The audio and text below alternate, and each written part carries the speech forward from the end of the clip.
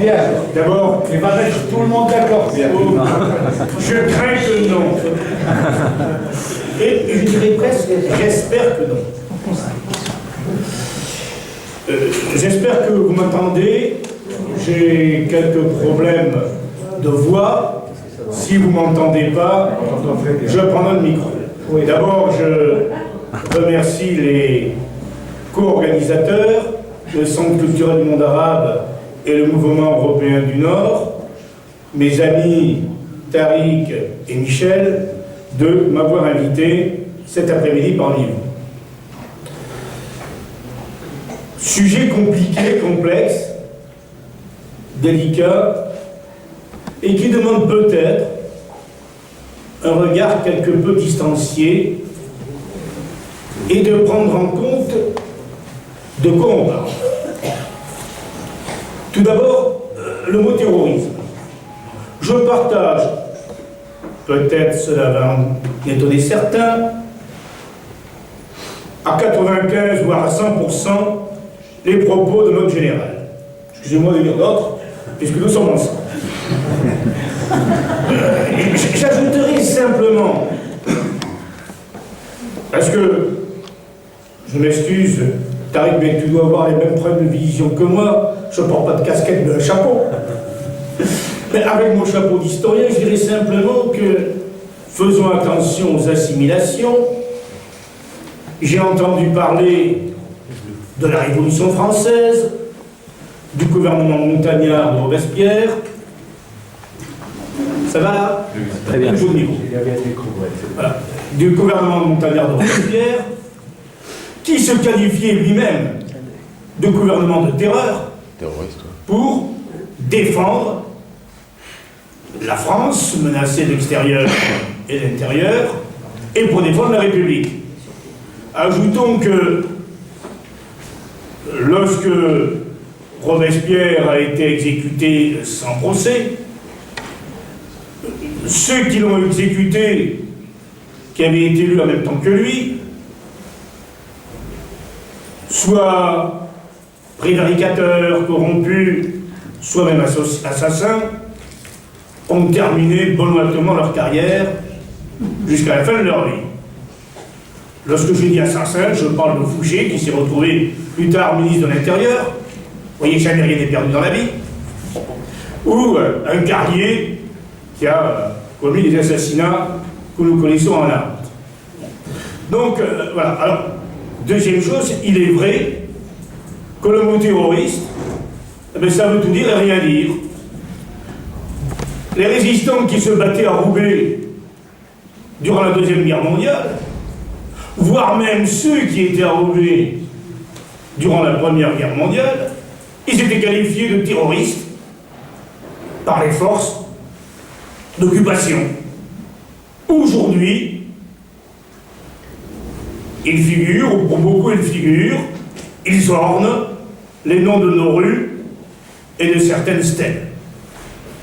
Donc c'est pour ça que soyons très prudents lorsque nous utilisons le mot terroriste. Et avant tout, selon moi, le mot terrorisme permet très facilement, en allant directement vers des raccourcis rapides, pour ne pas dire scandaleux, de stigmatiser tel ou tel adversaire dans des situations données. Ce qui ne veut pas dire qu'il n'y a pas des actes qui doivent être condamnés, que ce soit des actes formés, décidés par des groupes, par des personnes ou par des États. Ou par des États. Et je terminerai par une information que j'ai eue ce matin à France Info. Vous voyez, je ne puise pas mes informations dans n'importe quel vadémécum. On serait peut-être surpris de voir jusqu'à quel point on peut élargir la discussion, la réflexion. La deuxième chose, c'est de quel territoire parlons-nous? Nous parlons d'un territoire, si on nous joint, et pourquoi pas, l'Afrique subsaharienne, le nord de l'Afrique, j'aime pas l'expression l'Afrique du Nord, parce que c'est pas une expression de géographe, le Proche-Orient, le Moyen-Orient, et surtout pour ces deux dernières parties, c'est des territoires qui ont un rôle fondamental de l'histoire de la planète depuis plusieurs siècles. Lien entre l'Europe et l'océan Indien, lien entre l'Europe et l'Asie. Et puis, nouveauté, fin 19e, 20e siècle, il a fallu que dans une bonne partie de ces territoires, des entreprises, souvent privées, puis pendant un certain nombre de temps d'État, rentrons pas les détails, découvrent d'importantes richesses pétrolières ou gazières, ce qui a sans aucun doute aggravé les appétits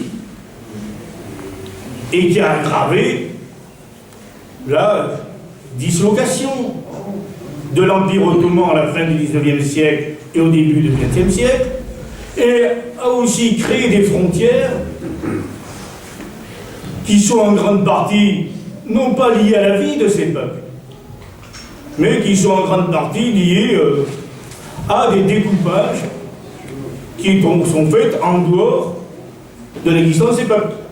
Une seule question, et personne, je pense, pourrait la contredire, nous avons un peuple d'environ 20 millions d'habitants, bien plus peuplé que la Norvège, j'ai rien contre les Norvégiens, le Kurdistan, qui se développe au moins sur 4 pays, Turquie, un petit parti d'Iran, Irak, Syrie, et qui n'a aucune existence légale, qui ne font aucun État, et qui pourtant aujourd'hui, on a mis en avant, entre guillemets, pour combattre ce qu'on appelle les terroristes.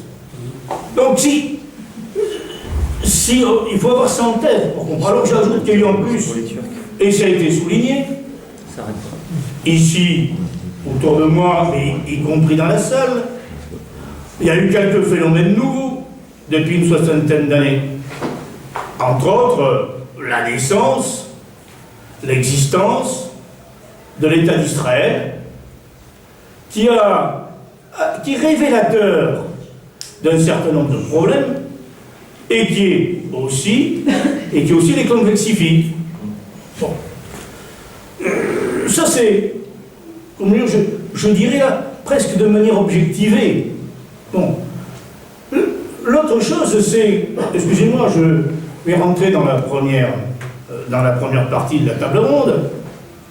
Nous sommes en Europe dans une situation où, pour des raisons économiques et démographiques, et ça a joué un rôle très important dans le développement économique de l'Europe depuis un siècle, depuis surtout ces 50 dernières années,